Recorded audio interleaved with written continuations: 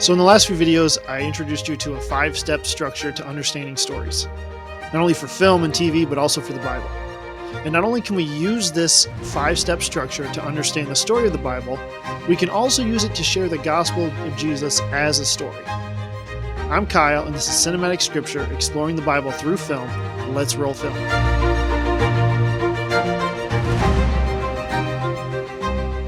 Hey friends, welcome to Cinematic Scripture, exploring the Bible through film, where faith and film meet. Together, we'll look at the intersection of faith and film to deepen our understanding of the gospel and boldly engage cultural stories through a biblical lens.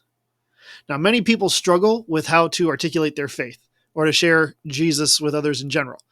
And there are tracts, there are pamphlets, there are many tools out there, different materials to help show us how to walk through this kind of a conversation to share the gospel.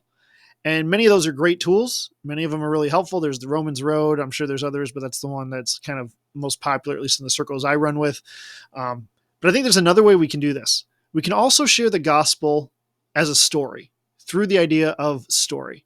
And specifically, we can use the 5-step story structure that we've been looking at to help us understand how to share the gospel this way. So if you missed those episodes, don't worry about it. I'll link them at the end of this one. But we're going to talk about how to use this structure to share the gospel.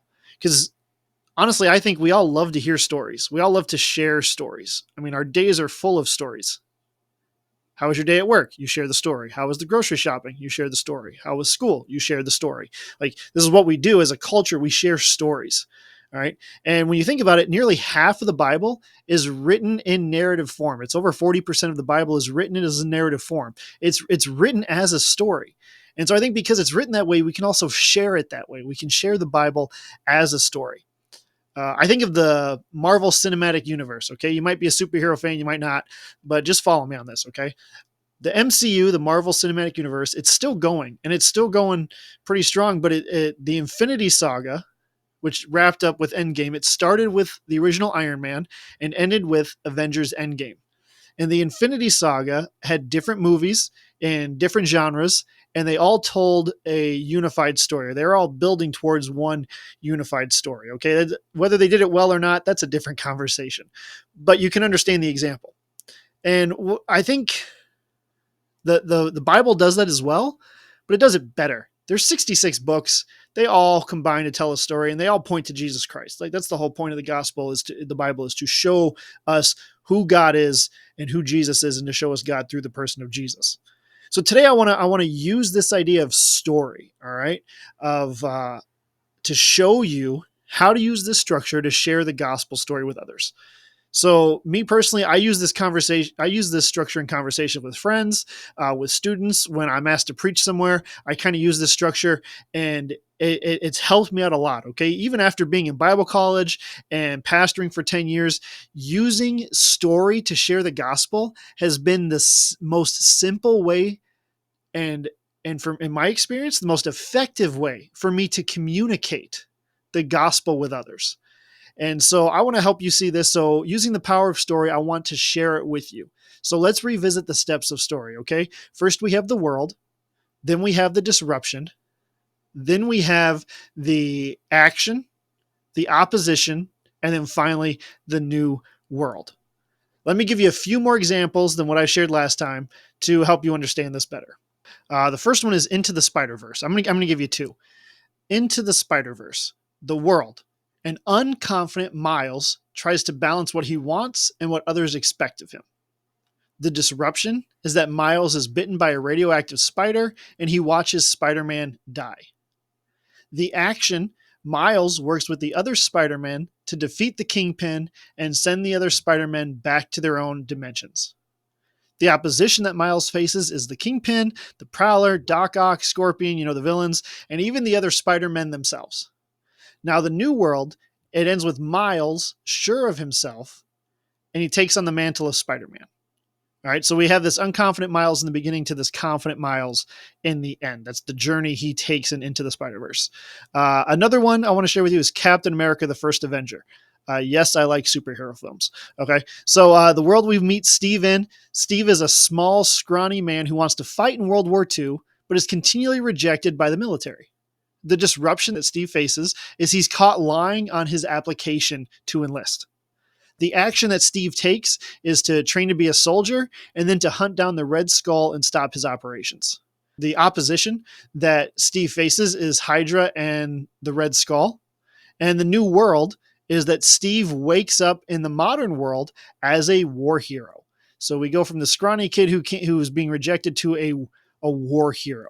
Okay, so again, we have the world, the disruption, the action, the opposition, and the new world. Now let me show you how I use this same method to share the gospel. All right, so here's how I use the same 5-step structure to share the gospel. So when I'm talking to someone and I want to share the story of the Bible, the story of the Jesus Christ, of the gospel, here's what I would do. All right, so the world. Okay, let me introduce, think about the world of this story. God creates the world. He creates humanity, and he invites them to partner with him in governing, cultivating, and watching over the world. And so we have God and humanity living together in harmony. And God invites humanity to partner with him, and the only thing he asks is for them to trust him. That's how this is all set up in the beginning. But then a disruption happens. We have this disruption that affects all this. Humanity chooses not to trust God, but to do their own thing. Humanity actually rebels against God. They're choosing to decide that they get to determine what is good and bad, what is right and wrong, and they don't need God. And so because of that, now humanity is separated from God. And because we've chosen to reject God, we are not only separated from God, but we also oppose each other. Our trust is broken, and sin enters the world. And sin is this idea of missing the mark. It's falling short of God's standard, and it lures us to be selfish and look out for our own, no matter who it hurts and no matter the cost. So God doesn't leave it there. God then takes action in this story. God invites humans to partner with him, showing how good he is. Then he enters the world himself as a human to free humanity from sin. See, God first invited people to partner with him, yet each and every one of them sins. They miss the mark.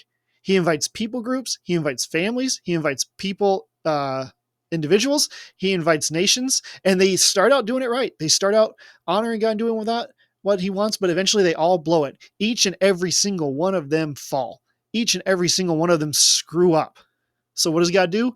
God enters the world as a man, as Jesus Christ, God in the flesh. He lives as a human, but he never sins. He does the will of God. He came to seek and to save to lost, to show people what partnering with God really looks like. He did what no one could ever do for themselves. Jesus did that. Where we all fail, where humanity has fallen over and over again in the story, Jesus thrived. He made it. He did what we could not do. But Jesus faced opposition. God faces opposition. What's the opposition? Humanity rebels against God. See, when God sent prophets, these were people who would tell them how to honor God, tell the people how to honor God and turn back to him.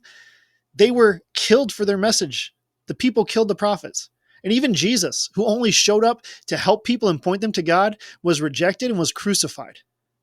See, sin is also an opposition. Sin devastates us. It separates us from God. It harms our relationships and infects our very nature. And we are powerless to defeat it on our own. No matter how we try, sin convinces us we can live apart from God. But it robs us of the relationship that God intended for us. And then there's Satan, the enemy of God, who tries to deceive us. He is out to destroy us, to make sure that we don't reconnect with God, to deceive us. He is out to steal our joy, to crush our hope, to lead us away from God's love. But thankfully, Jesus is the answer. Through Christ, through Jesus, we can have a relationship with God. We can be restored to God. And that leads us to the new world.